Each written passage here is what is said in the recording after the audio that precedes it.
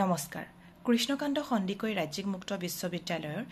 MA 4th সেমিষ্টাৰৰ অসমীয়াৰ এছাইনমেণ্টসমূহ দি থকা হৈছে কালি বিশেষ সাহিত্যিকৰ সাহিত্য অধ্যয়ন লক্ষ্মীনাথ বেজবৰুৱা আৰু নৱকান্ত বৰুৱাৰ প্ৰথম যিখন পেপাৰ আছিল তাৰ প্ৰথমটো এছাইনমেণ্ট দিয়া হৈছে আজি দ্বিতীয়টো এছাইনমেণ্ট দিবলৈ লৈছো 1 নম্বৰৰ খ এছাইনমেণ্টটো আছিলে পাঠ্যৰ অন্তৰ্গত অসমীয়া জাতি ডাঙৰ জাতি আৰু ককালৰ বিষ ভাল কৰিবৰ উপায়ৰ মাজেদি হাস্যৰসিক বেজবৰুৱাৰ প্ৰকাশ কিদৰে ঘটিছে তাক আপোনাৰ নিজস্ব দৃষ্টিভংগীৰে বিচাৰ কৰক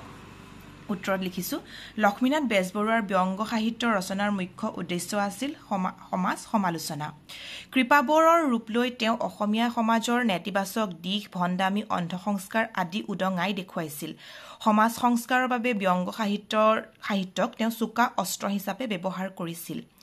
অসমীয়া সমাজখনত প্ৰচলিত অযুক্তিকৰ ৰীতি-নীতি অসমীয়াৰ কৰ্মবিমুখ সুৰূপা মনোবৃত্তি অধ্যয়ন বিমুখিতা আদি দেখি বেজবৰুৱাৰ মনত অশান্তিৰ সৃষ্টি হৈছিল কষ্ট পাইছিল সেইবাবে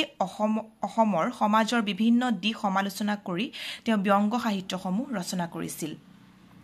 অসমীয়া জাতি ডাঙৰ জাতিত তেওঁ পৰ্যবেক্ষণ কৰিছিল তেওঁ প্ৰকৃততে যিবোৰ দুখৰ বাবে অসমীয়া জাতিৰ উন্নতি নহয় যিবোৰ কাৰণত অসমীয়া জাতি ডাঙৰ জাতিত পৰিগণিত হ'ব পৰা নাই সেই সমূহকে ইয়াত আঙুলিয়াই দেখুৱাইছে জাতিৰ সামূহিক স্বাৰ্থৰ ক্ষতি হ'লেও যিবোৰ মানুহে নিজকে কেৱল ডাঙৰ সহজোৱাত ব্যস্ত সেই সকলকো ডাঙৰ জাতি বুলি বেজবৰুৱাই কটাক্ষ কৰিছে অসমীয়া মানুহৰ মাজত একতাৰ অভাৱ নিজৰ স্বাৰ্থক লৈয়ে ব্যস্ত ধৰ্মৰ নামত যুক্তিহীন আচাৰ আৰু বাহ্যিক আচৰণতে মানুহ ব্যস্ত কিন্তু ধৰ্মৰ তাৎপৰ্য কেৱল কিছুমান বাহ্যিক আচাৰ আৰু উৎসৱ নহয় পিছৰ পেৰাগ্ৰাফটোত লিখিছো ককালৰ বিষ ভাল কৰিবৰ উপায় পাঠটিৰ জৰিয়তে বেজবৰুৱাৰ সংস্কাৰাত্মক দৃষ্টিভংগী স্পষ্টভাৱে প্ৰকাশিত হৈছে অন্ধবিশ্বাসৰ কৰাল গ্ৰাসত সোমাই থকা অসমীয়া মানুহে বেমাৰ আজাৰ হলে নিজৰ চিন্তা যুক্তি বুদ্ধি সঠিক চিকিৎসা সকলো এৰি যিবোৰ নকৰিবলগীয়া কাম কৰি ফুৰে সেই সকলোবোৰকে কৃপাবৰ পাঠটোত চোকা ভাষাৰে সমালোচনা কৰিছে কিবা বেমাৰ আজাৰ হলে মানুহে গহদোষ কালদোষ বুলি ভাবে তদুপৰি যিয়ে যিহকে কয় তাকেই কৰি ফুৰে ইয়াৰ ফলত বেমাৰ ভাল হোৱাতকৈ অধিক বেয়াহে হয় বৰবৰুৱাৰূপী বেজবৰুৱাই সেয়েহে তেওঁৰ কঁকালৰ বিষ হোৱাৰ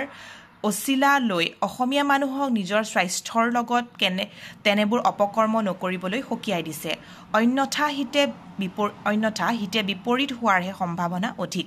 ইয়াৰ উপৰিও মানুহৰ এনে বেমাৰৰ সুযোগ লৈ বিভিন্ন বৈদ্য পুৰোহিত আদি শ্ৰেণীৰ একাংশ স্বাৰ্থন্বেষী মানুহে কিদৰে নিজৰ উদ্দেশ্য সিদ্ধি কৰে তাকো বৰবৰুৱাই লিখাটোত উদঙাই দেখুৱাইছে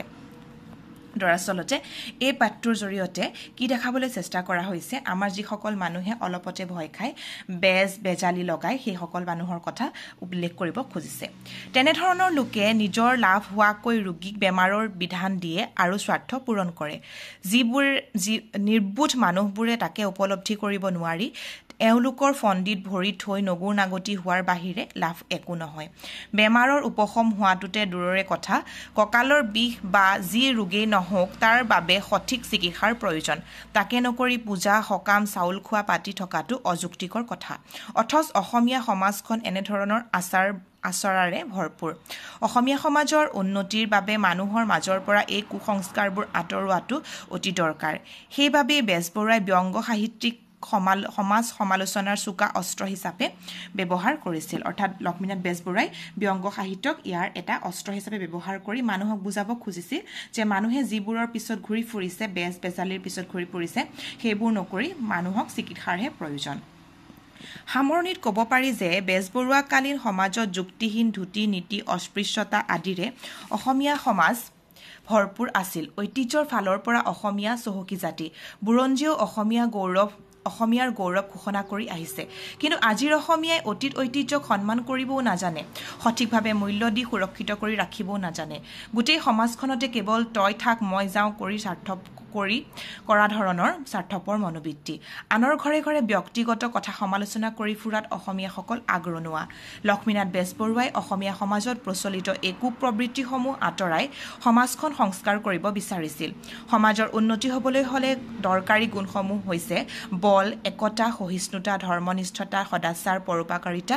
অনুসন্ধিৎসা অধ্যয়নশীল মনোবৃত্তি পৰোপকাৰিতা ইত্যাদি। 2 নম্বৰ 2 নম্বৰৰ খ এছাইনমেণ্ট 1 নম্বৰ 1 অনুসন্ধিৎসা অধ্যয়নশীল মনোবৃত্তি পৰোপকাৰিতা অনুসন্ধিৎসা অধ্যয়নশীল মনোবৃত্তি পৰোপকাৰিতা ইত্যাদি। 3 নম্বৰ 3 নম্বৰ অসমীয়া মানুহে এই গুণসমূহ সঠিকভাৱে আয়ত্ত কৰাটো বেজবৰুৱাই মনে প্ৰাণে কামনা কৰিছিল এনেধৰণে মই এই প্ৰশ্নটোৰ উত্তৰ লিখিবলৈ চেষ্টা কৰিছোঁ যিহেতু 400 শব্দৰ ভিতৰত আছে গতিকে প্ৰশ্নটোৰ উত্তৰ আপোনালোকক দিলোঁ ইয়াৰ পিছৰ এছাইনমেণ্টটো অতি সোনকালে লৈ আহিম ধন্যবাদ